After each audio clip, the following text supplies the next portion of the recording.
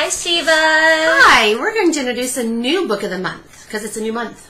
And I'm still reading the last book of The Secret, so don't feel like you have to give up on that. That's going to be our honorary book all the time. Yeah. But we're going to talk about, we've talked about this a little bit, it's All Too Much by Peter Walsh,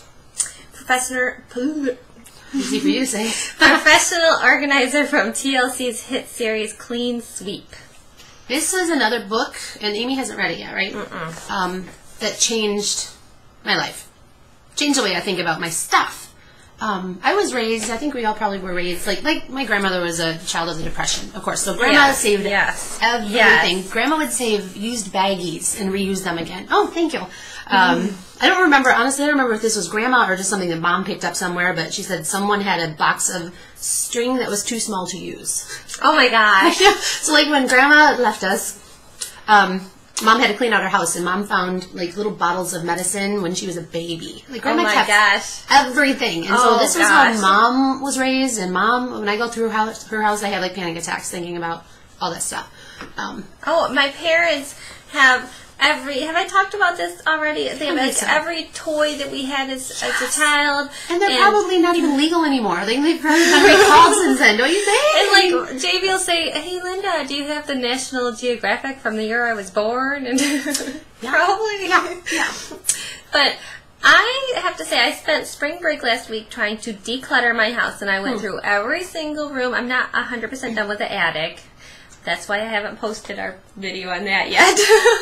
Hopefully these will be somewhat in order.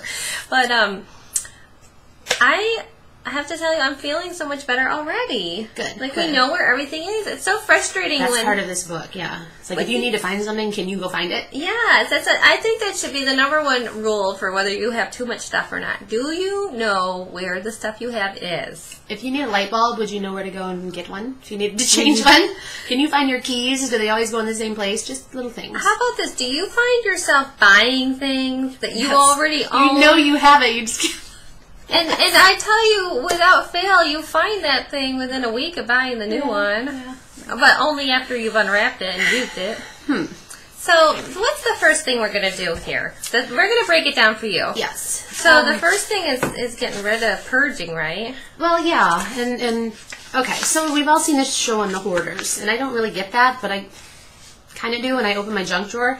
I haven't seen the show on The Hoarders. You haven't seen the hoarding shows where they go in and these people save everything. They order all the stuff and they don't even necessarily open the boxes. They just pile it, and you can't even get through their living room. That's you haven't disturbing. seen that? Oh my gosh, it is. It's a compulsion. It's some sort of disease. Yeah, well, I know a little bit about that. But this book is just saying to really look at the stuff that you have, and if you're holding on to it for emotional reasons, people hold on to like the kids' toys because it means something to them. But where are they? They're probably boxed up in the attic, and you never see them, you never use them. So like, what's the point? What's the point of having that? Well, I have a lot of guilt about things like that are having to do with the children, and something I ask myself a lot about lately is I have a very healthy relationship with my parents, and I feel like they took good care of me, yada yada. But I don't necessarily have every moment of my childhood documented somewhere, like where my parents to pull out my very first strand of hair and everything else. So when I start flipping out about keeping all these things, I'm like, they're probably going to be okay if I get rid of some of this stuff. Like, I don't want to have to go through the boxes of things. And Mom still gives me paperwork from when I was a kindergartner. Like, here's all your tests. Thanks. That's just not right. She shouldn't be giving you that. Sharon, shame on you. So it's all in my attic. It's all in my attic, yeah. But, and just my grandmother's china, it's 2010. We don't serve dinner on china anymore. Oh, if you have any cute teacups. Oh, I've got a million teacups. Are you kidding? From neighbors and my childhood. No. If there's any of those you want me to store for you, because I saw this cute idea, I'll put a picture up of it if I can figure out how, of putting your jewelry in little teacups. You did say that. But these are china. And your kid, I don't know, okay. But no, anyway. they would be in a drawer. But I'm just saying if you don't want them anymore. Otherwise, I'm going to order some on eBay. No. I'll give you some teacups. If the things of sentimental value, if you have them stuffed away in a drawer or up in your attic, then what good is that doing you? I mean, how much does that really mean to you if you have it stored away somewhere? Where you're not prominently displaying it or proud of it or whatever. So this book really kind of makes you take a real honest emotional look at all of the stuff that you're keeping, and why are you keeping it? That's a good point. Yeah, you'll love that. You'll love this book. And it's really changed me. And now about every 3 months I'll go through my closet and I'll purge things and I'll make room for all of the new. Because there's always new. There's 2 other great benefits from doing this. Aside from just feeling better because you know where your stuff is, it's so much, you just feel lighter. That's in here too. But 2 big benefits are you could be helping out someone else. Yeah. Like I have about 300 strollers up in the attic that I'm pulling down and car seats and stuff. We're not using those anymore. So they could sit up in my attic where there's a chance my cat might pee on them or something. Or they could be helping some other family. Yeah. And if the day comes you need them again, you can take on somebody else's that they've gotten rid of. Believe me, JB told me, like, we started getting rid of all our kids' stuff from the baby stuff, like, about almost a year ago. And he's like, believe me, if we get pregnant again, that'll be the least of our problems. Oh, okay. We can buy it again. Yes.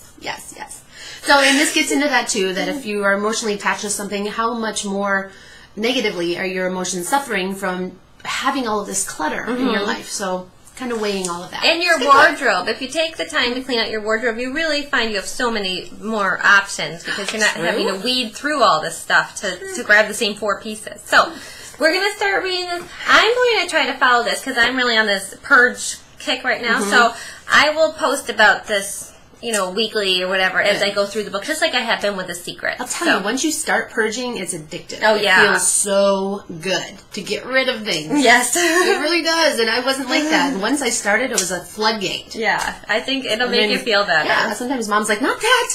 That's Crystal from such and such trip. I'm like, okay, I didn't know it was Crystal. I'm just throwing stuff away, put in a bucket for the Salvation Army. So, yeah, declutter your life. You'll feel so much better. Okay, we'll touch base with you about that more. Bye, Shiva. Bye.